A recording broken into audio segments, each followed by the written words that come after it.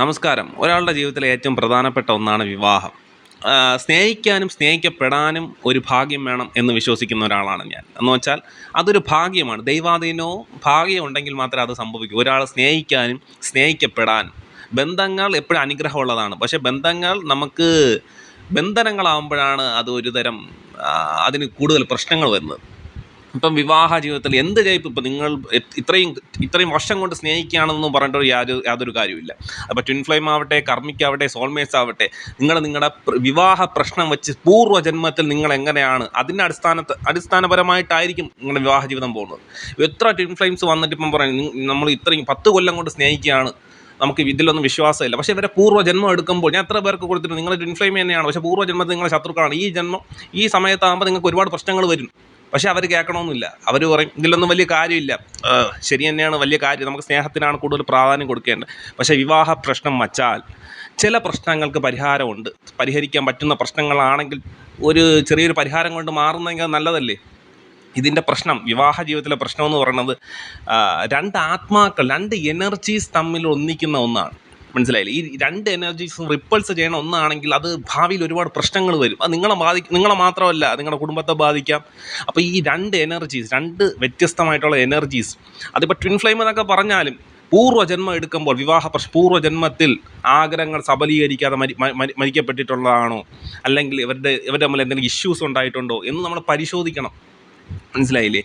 അതിൻ്റെ അടിസ്ഥാനപരമായിട്ടായിരിക്കും അവരുടെ ഈ വിവാഹ ജീവിതം. നമ്മളെ ജീവിതത്തിൽ കണ്ടുമുട്ടാൻ പല പല വ്യക്തികൾ നമ്മുടെ ജീവിതത്തിൽ വന്നു പോകും. അതൊക്കെ നമ്മുടെ പൂർവ്വജന്മമായിട്ട് ഞാൻ വിശ്വസിക്കുന്നത് അങ്ങനെയാണ്. പൂർവ്വജന്മമായിട്ട് ബന്ധപ്പെടുത്തിയിരിക്കും. ഓരോ കർമ്മിക്കുണ്ട്. ഓരോരുത്തരും നമ്മുടെ ജീവിതത്തിൽ വരാൻ ഓരോ കാരണങ്ങളുണ്ട്.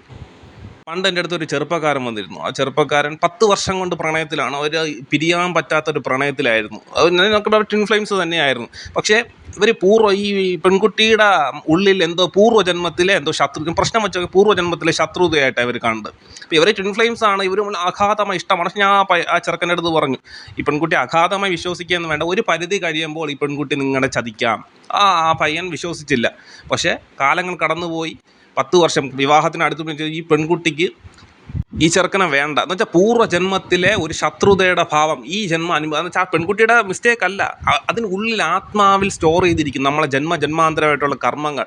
അപ്പോൾ അതിനനുസരിച്ചുള്ള വ്യക്തി വരുമ്പോൾ ആ പൂർവ്വജന്മത്തിലെ കർമ്മം മാറ്റാൻ വേണ്ടി അവർ അത്തരത്തിലുള്ള അനുഭവങ്ങൾ വരും. അതുകൊണ്ടാണ് ഈ പൂർവ്വജന്മത്തിലെ പ്രാധാന്യം. ഞാൻ ആ പയ്യൻ്റെ അടുത്ത് അന്നേ ഞാൻ അത് സൂചന കൊടുത്തെങ്കിൽ അവ സ്നേഹത്തിൻ്റെ പേരിൽ അത് തള്ളിക്കളഞ്ഞു. അത് പിന്നെ കുറേ പോലീസ് കേസായി. ഒടുവിൽ ആ ബന്ധം വേർപിരിഞ്ഞു. പക്ഷെ ഞാൻ പറഞ്ഞത് സത്യമായി എന്നതുകൊണ്ടല്ല, ചില സൂചനകൾ നമുക്ക് അനുസരിക്കേണ്ടതുണ്ട്. അന്നേ ഞാൻ പറഞ്ഞത് കേട്ടിരുന്നെങ്കിൽ ചിലപ്പോൾ ചെറിയൊരു പരിഹാരത്തിലൂടെ അത് പരിഹരിക്കാൻ പറ്റിയേനെ. മനസ്സിലായി? അതുകൊണ്ട് വിവാഹ പ്രശ്നത്തിന് അതിൻ്റേതായ പ്രാധാന്യമുണ്ട്. വിവാഹ പൊരുത്തം നോക്കുമ്പോൾ ഉപാസനയുള്ള ഒരാളെ തന്നെയാണ് നിങ്ങൾ, അല്ലാതെ ഈ 10 പൊരുത്തത്തിൽ വലിയ കാര്യം. 10 പൊരുത്തമില്ല, 10 8 പൊരുത്തം, 10 9 പൊരുത്തം ഉള്ളത്. എത്രയോ പേര് കോടതിയിൽ ഇപ്പോഴും ഡിവോഴ്സിൻ്റെ ഇതിനു വേണ്ടി കാത്തു നിൽക്കുന്നു. ഈ പൊരുത്തത്തിലൊന്നും വലിയ കാര്യമില്ല. 10 9 പൊരുത്തം നമ്മളിപ്പോൾ പ്രശ്നം വെച്ചെടുക്കും. പൂർവ്വജന്മത്തിൽ ശത്രുക്കളായിരുന്നു. ഞാൻ നോക്കിയിട്ടുള്ളതാണ്. പൂർവ്വജന്മത്തിൽ അയാൾ കെട്ടാൻ പോണ പെൺകുട്ടി ഭ്രാന്തിയായിരുന്നു. ഇയാൾ പൂട്ടിയിട്ട് ആ പൂർവ്വജന്മത്തിലെ കാര്യമാണ് പറഞ്ഞത്. ആ മുറിയിൽ ആ പെൺകുട്ടി ആ ജന്മം ഫുള്ളും അവിടെയായിരുന്നു. അതിൻ്റെ പ്രതികാരമായിട്ട് ഈ ജന്മം വന്ന് അയാളുടെ ജീവിതം ഒരുപാട് പ്രശ്നങ്ങളാക്കിയ എത്രയോ പേർ അനുഭവം ഞാൻ കണ്ടിട്ടുണ്ട്. പക്ഷേ ഇവരുടെ പൊരുത്തം നോക്കുമ്പോൾ 10 9 പൊരുത്തമാണ്. അത് എല്ലാ ജോത്സ്യരും ചേർത്തോ എന്ന് പ്രശ്നം. നമ്മൾ വിവാഹ പ്രശ്നം നോക്കുമ്പോൾ പൂർവ്വജന്മത്തിലെ ശത്രുത, ഈ ആത്മാവെന്ന് പറയുന്നത് കമ്പ്യൂട്ടറിലെ ഹാർഡ് ഡിസ്ക് പോലെയുണ്ട്, സ്റ്റോർ ചെയ്ത് വയ്ക്കും. അതിനനുസരിച്ചുള്ള വ്യക്തി വരുമ്പോൾ അതിൻ്റെ കർമ്മഭാവം, അത്തരത്തിലുള്ള അനുഭവം അത് മാറ്റാൻ വേണ്ടി അത് കർമ്മഭാവം അത് അനുഭവത്തിൽ വരും. അത് ഈ കൂടുതലായിട്ട് ഈ ബന്ധങ്ങൾ, ഈ വിള്ളൽ സംഭവിക്കുന്ന ട്വിൻ ഫ്ലെയിം ബന്ധങ്ങളിലാണ്. ട്വിൻ ഫ്ലെയിം എന്ന് പറഞ്ഞാൽ നമ്മളെ ഏൻഷ്യൻ കാലത്തിലെ നമ്മുടെ ആദ്യത്തെ പാർട്ട്ണറെ. പക്ഷെ പിന്നെ പല ജന്മങ്ങളിൽ ഇവർ വരുമ്പോൾ നമുക്ക് അത് ശത്രുവായിട്ട് വന്നിട്ടുണ്ടാവാം, അല്ലെങ്കിൽ ഒരുപാട് പ്രശ്നങ്ങളുണ്ടായിട്ടുണ്ടാകും. അപ്പോൾ ഇതിൻ്റെയൊക്കെ കർമ്മഫലം നമ്മൾ ആദ്യ കാലത്ത് ജനനം എടുക്കുന്ന സമയത്ത് മുതൽ ഈ ട്വിൻ ഫ്ലെയിം ഉണ്ട്. അപ്പോൾ ഇത്രയും കർമ്മഫലം ഇതിനിടയ്ക്ക് നിൽക്കും. അത്ര കർമ്മഫലം നിൽക്കുകയും നമ്മൾ ഈ മനുഷ്യനായിട്ട് ജനിക്കുകയും ഇത്രയും കർമ്മഫലം നിൽക്കുകയും ചെയ്യുമ്പോൾ ഇവർ ഒന്നിക്കുമ്പോൾ ഈ ആത്മാവിൻ്റെ എൻലൈറ്റ്മെൻ്റാണ് ഇവരുടെ ഉദ്ദേശം. ഇവർ ട്വിൻ ഫ്ലെയിംസ് ഒന്നിക്കുന്നത് ഈ ജീവിതം സുന്ദരമാക്കാനല്ല, ഇവർ പാഠങ്ങൾ പഠിക്കാനാണ്. കർമ്മ മാറ്റിയിട്ട് എത്രയും എൻലൈറ്റ്മെൻറ്റിലേക്ക് കയറുക, അതിന് വേണ്ടിയാണ് ട്വിൻ ഫ്ലെയിം വരുന്നത്. മനസ്സിലായില്ലേ? അതുകൊണ്ടാണ് ട്വിൻ ഫ്ലെയിം ബന്ധം ക്ലേശകരം എന്ന് പറയുന്നത്. എന്ന് വെച്ചാൽ അവരുടെ ഉദ്ദേശം സന്തുഷ്ടമായ ഒരു ജീവിതമല്ല, അതിലുപരി ഈ ആത്മാവിൻ്റെ എൻലൈറ്റ്മെൻറ്റ്. ഒരു ട്വിൻ ഫ്ലെയിം വിചാരിച്ച പലതരത്തിലുള്ള ഇത്രയും ജന്മാന്തരമായിട്ടുള്ള കർമ്മ ഒറ്റയടിക്ക് ട്വിൻ ഫ്ലെയിം വരുമ്പോൾ അതത് ഡിസോൾവ് ചെയ്യാൻ ശ്രമിക്കും. മനസ്സിലായില്ലേ? അതിനെ പരിഹരിക്കാൻ ശ്രമിക്കും. കർമ്മ ഒരു ജീവിതമേ ഉള്ളൂ, അത് നരകതുല്യമായി ഇപ്പോൾ ട്വിൻ ഫ്ലെയിം ട്വിൻ ഫ്ലെയിം വരണത് നല്ലത് തന്നെ. നമുക്ക് വളരെ രീതിയിലുള്ള ആകർഷണം തോന്നും, സന്തോഷം തോന്നും. പക്ഷേ ഇവരെ പ്രശ്നം വെച്ച് നോക്കണം. വിവാഹ പ്രശ്നത്തിന് അവിടെയാണ് പ്രാധാന്യം. പൂർവ്വജന്മത്തിൽ ഇവർ തമ്മിൽ എന്തൊക്കെ ഇഷ്യൂ നടന്നിട്ടുണ്ട് അത് നമുക്ക് നോക്കണം. ശത്രുഭാവത്തിലാണെങ്കിൽ അത് എത്ര വലിയ ട്വിൻ ഫ്ലെയിം എത്ര വലിയ ഇഷ്ടത്തിലാണെന്ന് പറഞ്ഞാൽ അതിന് പരിഹാരം ഉണ്ടെങ്കിൽ പരിഹരിക്കുക, അല്ലെങ്കിൽ അത് വിട്ട് കളയുക. അപ്പം വിഷമം തോന്നും കേൾക്കുമ്പോൾ. അതാണ് ഈ സത്യം. വിവാഹ പ്രശ്നത്തിന് അതിൻ്റേതായ അല്ലാതെ ഈ 10 പൊരുത്തം, രാശിപ്പൊരുത്തം, രാശിയാതെ പൊരുത്തം, വശ്യപ്പൊരുത്തം, ഗണപ്പൊരുത്തം, ഇതിലൊന്നും ഒരു കാര്യമില്ല. ഇപ്പോൾ 10-ൽ 9 10-ൽ 11 പൊരുത്തം എന്ന് പറഞ്ഞാൽ ഇപ്പം നിങ്ങൾ ഏറ്റവും കൂടുതൽ ഡിവോഴ്സ് കിടക്കുന്നത് ഇപ്പം ഹിന്ദുക്കളിലാണ്. എന്തുകൊണ്ടാണ് ഇത്രയും പൊരുത്തമൊക്കെ നോക്കിയിട്ടും ഇങ്ങനെ സംഭവിക്കുന്നത് നിങ്ങൾ ചിന്തിച്ചിട്ടുണ്ടോ? പൂർവ്വജന്മം നോക്കാറിഞ്ഞ് ഉപാസനയില്ലാത്ത ജ്യോത്സ്യന്മാരുടെ അടുത്ത് കൊണ്ടുപോയി ഈ പൊരുത്തം മാത്രത്തിലല്ല പ്രാധാന്യം, 2 ഊർജ്ജങ്ങൾ തമ്മിൽ ഒന്നിക്കുന്നതാണ്. ഈ ഓരോ ഊർജ്ജത്തിനും ഓരോ കഥ പറയാനുണ്ടാവും, ഓരോ ഊർജ്ജത്തിന് അതിൻ്റേതായ കർമ്മഫലം ഉണ്ടാവും. ട്വിൻ ഫ്ലെയിം ബന്ധത്തിൻ്റെ ഉദ്ദേശം എൻലൈറ്റ്മെൻ്റ് ആണ്. അപ്പോൾ ഈ കർമ്മിക്ക് കിടക്കുമ്പോൾ ഇടയ്ക്ക് അത് കർമ്മം മാറ്റാൻ ശ്രമിക്കും. കാരണം നിങ്ങളുടെ തന്നെ ആത്മാവിൻ്റെ പ്രതിരൂപമാണ്. മനസ്സിലായില്ലേ? അപ്പോൾ ഒരുപാട് പ്രശ്നങ്ങൾ വരാൻ സാധ്യതയുണ്ട്. അപ്പോൾ നമ്മൾ ഈ വിവാഹ പ്രശ്നത്തിന് ഒരുപാട് പ്രാധാന്യമുണ്ട്. അല്ലാതെ നിങ്ങൾ പറയുമ്പോൾ ഞാൻ ഇന്ന വ്യക്തിയെ 10 വർഷം കൊണ്ട് പ്രണയിക്കുന്നു, ട്വിൻ ഫ്ലെയിം ബന്ധം എല്ലാം ഡിവൈനാണ്. ആ ഡിവൈനായിട്ടുള്ള ഒരാളെ പറ, ട്വിൻ ഫ്ലെയിമായിട്ട് കെട്ടി സമാധാനമായിട്ട് ജീവിക്കുന്ന ഒരാളെ കാണിച്ചത് നിങ്ങൾ. ട്വിൻ ഫ്ലെയിം ബന്ധം എപ്പോഴും ക്ലേശകരമാണ്, ദൈവാധീനം ഇല്ലെങ്കിൽ. എൻ്റെ അഭിപ്രായം ഗുരുവായൂരപ്പൻ്റെ പ്രീതി ഉണ്ടെങ്കിൽ ഒരു പരിധി വരെ കയറി പോകണം, ഞാൻ കണ്ടിട്ടുണ്ട്. എന്നിട്ടാണ് ദൈവപ്രീതി ഇല്ലെങ്കിൽ ഒരുപാട് ക്ലേശകരമാണ് ട്വിൻ ഫ്ലെയിം ബന്ധം. അത് നമ്മൾ പൂർവ്വജന്മം നോക്കണം. പൂർവ്വജന്മത്തിൽ അനുകൂലമാണെങ്കിൽ മാത്രമേ. ട്വിൻ ഫ്ലെയിം ആണെങ്കിൽ സോൾമേറ്റ്സ് കുഴപ്പമില്ല, അതിപ്പം ആരെ വിവാഹം ചെയ്താലും അത് സന്തോഷം. സോൾമേറ്റ്സ് എന്ന് പറയുമ്പോൾ അത് നമുക്ക് ഉപകാരം മാത്രമേ ചെയ്യത്തുള്ളൂ, നമ്മുടെ നന്മ മാത്രമേ ആഗ്രഹിക്കത്തുള്ളൂ.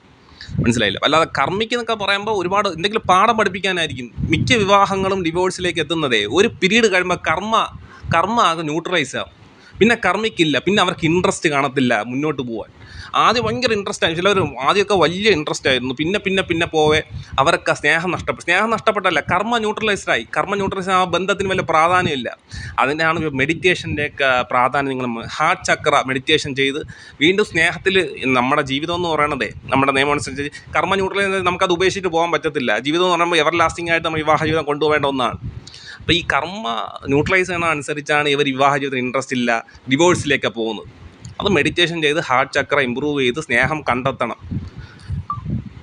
അതുകൊണ്ട് വിവാഹ ജീവിതം, പ്രണയബന്ധം, ഇന്ന ആളെ വ്യക്തി എനിക്ക് ഇഷ്ടമാണെന്ന് കരുതി അത് സന്തോഷകരമാവണമെന്നില്ല. വിവാഹ പ്രശ്നം വയ്ക്കാൻ അറിയണം. വിവാഹ പ്രശ്നം വച്ച് അത് ഒരു ഉത്തമമായ ജ്യോത്സ്യനെ കണ്ട് പൂർവ്വജന്മം മനസ്സിലാക്കി ഇവർ ഒന്നിക്കുമോ എന്ന് മനസ്സിലാക്കിയതിന് മാത്രം വിവാഹത്തിന് മുന്നോട്ട് പോകണം. ഈ ജ്യോത്സ്യന്മാർ തള്ളിക്കളഞ്ഞ പല ബന്ധങ്ങളും നമ്മുടെ ഈ പൂർവ്വജന്മം ഇവർ അനുകൂലമാണ്. ഇവർ നടത്താൻ പറഞ്ഞിട്ടുള്ള പല ബന്ധങ്ങളും നമ്മുടെ ഈ പ്രശ്നം വെച്ച് നോക്കുമ്പോൾ ഒരു രീതിയിലും പല രീതിയിലുള്ള കർമ്മ അവിടെ ന്യൂട്രലൈസ് ചെയ്ത് കിടക്കുകയാണ്. അത് സ്വാഭാവികമായിട്ട് പല പ്രശ്നങ്ങൾ വരും. അതുകൊണ്ട് വിവാഹ ജീവിതം നമ്മൾ നിസ്സാരമായിട്ട് കാണരുത്, പ്രണയത്തിൽ മാത്രം ഒതുക്കി കളയരുത്.